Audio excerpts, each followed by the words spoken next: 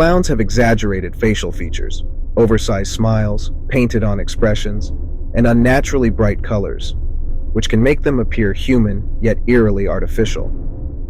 This triggers discomfort as our brains struggle to reconcile their human-like qualities with their unnatural appearance. Over the years, clowns have been depicted as sinister figures in media and real-life events. Characters like Pennywise from Stephen King's It and real-life criminals like John Wayne Gacy, who performed as a clown, have cemented the idea of the killer clown in popular culture. These portrayals shape public perception, making clowns symbols of hidden danger. Clowns often act erratically, using slapstick comedy or unpredictable movements, which can make people, especially children, feel uneasy. This lack of predictability can be perceived as a loss of control or a potential threat. While many enjoy clowns for their intended humor, these elements combine to make them deeply unsettling for others, particularly in contexts where their cheerful facades contrast sharply with darker undertones.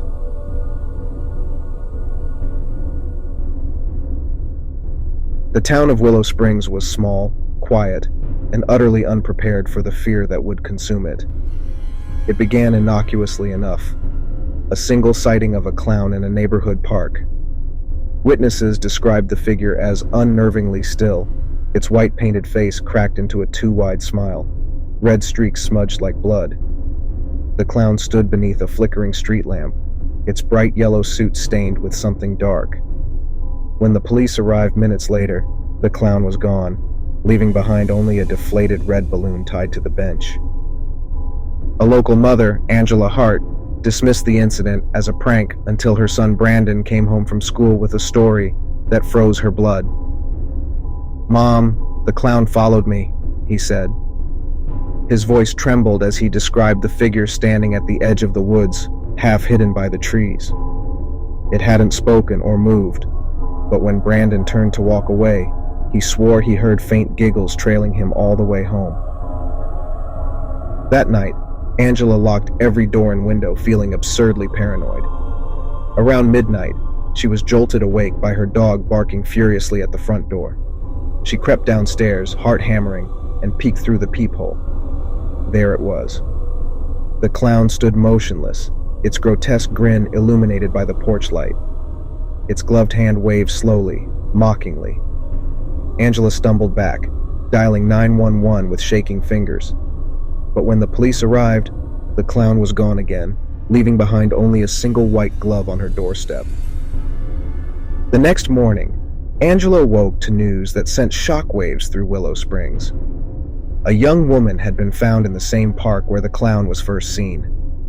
Her body was discovered slumped against a tree, her face painted white with blood. Pinned to her chest was a note. "Smile. It's better that way." The town spiraled into chaos. Reports of clown sightings flooded in, each one more terrifying than the last. Parents kept their children home from school, shopkeepers closed early, and the streets emptied at dusk. The clown always seemed one step ahead of the authorities, disappearing as quickly as it appeared. Angela couldn't shake the feeling she was being watched. One night, as she tucked Brandon into bed, he whispered, "The clown's outside." Her blood ran cold. She rushed to his window, but there was nothing there. Still, a faint, lingering giggle drifted on the wind. The clown's reign of terror culminated on Halloween night. Angela had barred her door and turned off all the lights, determined not to let anyone in. But at midnight, she heard the sound of balloons popping outside her house, one after another, like slow, deliberate gunshots. Her phone buzzed with a text from an unknown number. "Turn around." Angela froze. Her breath hitched as she realized the message wasn't from outside.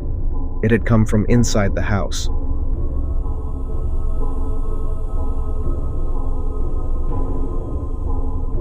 The old Fairhaven Mall had been abandoned for years, its boarded-up windows and graffiti-stained walls a blight on the once thriving community.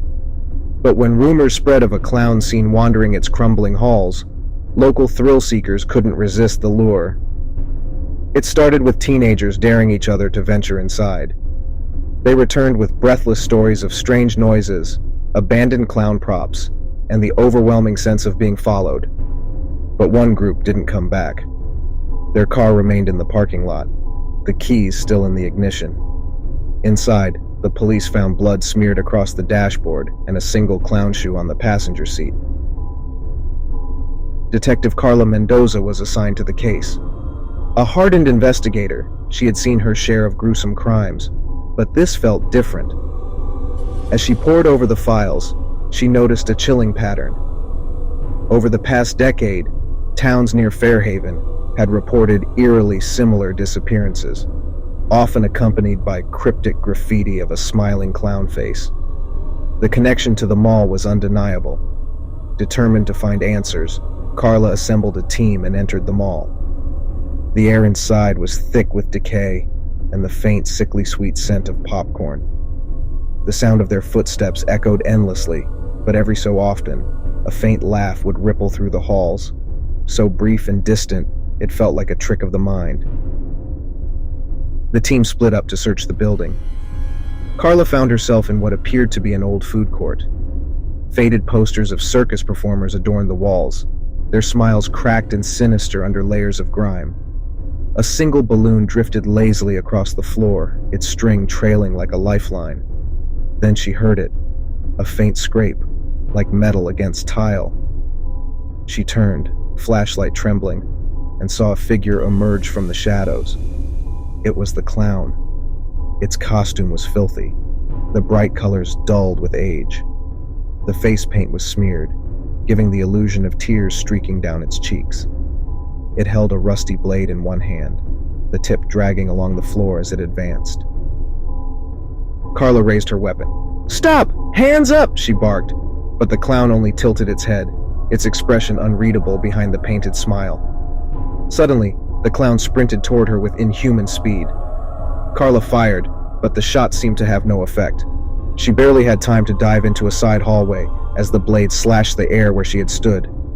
Her team's voices crackled over the radio, shouting about movement, about something chasing them.